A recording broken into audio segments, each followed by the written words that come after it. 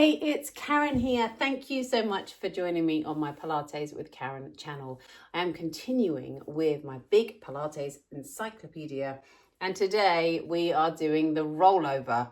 So last week was the 100th, this week was the rollover. I don't make life easy for myself. Rollovers are quite hard to teach online. I like to be with you one-to-one. So I'm going to show you what the rollover looks like, a couple of versions of it, and then I am going to take you through different ways that you can start to build towards doing the rollover, or adaptations that you might need to use for a little bit longer depending on how your body copes with the movement. So the rollover is about control, there's a little bit of balance, and we start to get the inversion. So we're starting to get the legs over your head. Here is what it looks like. So those legs up over your hips, hands down by your sides. We extend the legs out and away to about 45 degrees. And then those legs come up and overhead. Breathe in here, hips lift up, and then on your out breath, we come back down. We're going to breathe in, exhale up and over. We breathe in, exhale up and over. We breathe in, exhale up and over, and then slowly come back down. Now, those of you who are a bit more familiar with Pilates, there is the original version of the movement. We have legs coming out and we have legs coming in. I'm keeping this simple today, so I just wanted to show you this with the legs together. So first thing I want to say is any issues around the lower back, some of my participants find this feels a little bit too much. So if it doesn't feel good for your back, or if you just want to do a couple, that's absolutely fine. You go with that. So where are we going to start? Now, the first place I start with this when I'm in a class, so I'm doing it in a group environment, is just getting used to the movement. And as you'll know, if you've watched any of my videos before, I like you to be able to find a way to feel the movement, perhaps by using props or an adaptation, so that you can really understand what you're aiming for with the movement. We can't do what we can't feel, right, or what we can't see. So I start with rolling like a ball. Let your elbows come out to the sides. Just start to roll. So if you're good with rolling like a ball, you know how that feels, you can do that. And then start to extend those legs so that as you come back, we're in that rollover position. So this will help. If you're someone for whom just finding that legs overhead position is a bit of a challenge. By the way, it's quite hard to talk and do. So we come on back, just get used. And then I progress that by letting the arms come down. So we roll back, hands come down, in and up. So we roll back, hands come down, in and up. And I want you to make sure you're sending that head away, so you don't feel you're crunching up through that neck, and then come back in. So that's one way of coming into it. Here is another little preparation I do. So I'm going to use for this. In class, I might use my ball, but I'm going to just show you using my folded blanket, trusty folded blanket, because most people will have that at home, right? Or a towel.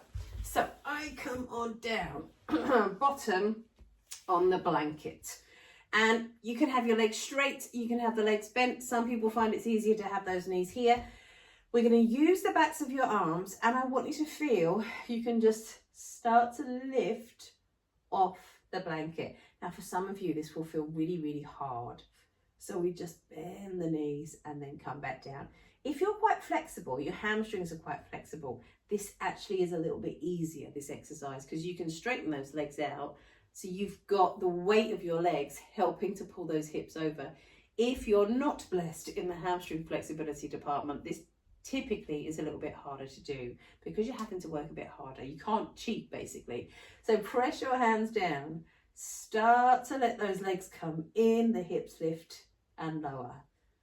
So we breathe out, come up and come down. So that is a really nice exercise to practice to get towards having the control of doing the rollover. Let's do the next level. So away goes the trusty blanket. Now we're here. Now those legs are straight over the hips. And now we start to come, if I shuffle round, into the rollover. So your hands come down by your sides. On an out breath, we start to let the hips lift and they come up and over. Now when you're in this position, make sure you slide the head away and you're going to feel those hips lift up. So we don't want to be squidging. We want those hips slightly lifted. Feel that you can lengthen through the spine and extend those legs overhead. Press those hands down. And then you want to feel that you can come down one vertebra at a time, a bit like your shoulder bridge. And you just gently hover the hips off the floor and then come back to where you started. So breathe in here. On your out breath, we take the legs over, we slowly roll up, the hips lift, we slide the hands down, lengthen those legs up and over your head. Can you see why it's easier if you're a bit bendy? And then slowly come back down. Pause for a little bit to make sure you've got that control. And then the last bit of this is that we start here. So we breathe in. Now I talk to my participants about kind of loading the gun. You're loading the movement. It's like you're stretching that elastic of your tummy muscles, ready to create that movement up and over. So we breathe in here. As you exhale, we're up and over. Breathe in, we start to come down. Exhale, up and over. Breathe in, we start to come down. Exhale, up and over, and then come back down to the floor. And then you might find you just need a little recovery after that one. So just bring your knees together, feet slightly wide. There's a lot of dynamic movement for the lower vertebra of your spine, for all the vertebrae of your spine, but particularly the big chunky ones down at the bottom. So give yourself a moment, knees together, feet slightly wide of your knees, soften those shoulders. Give yourself a little clap as well for doing that one. Rollovers are really hard, particularly when you get started. So please don't be put off by them. Don't be afraid to have a go, or just try some of those options I showed you today.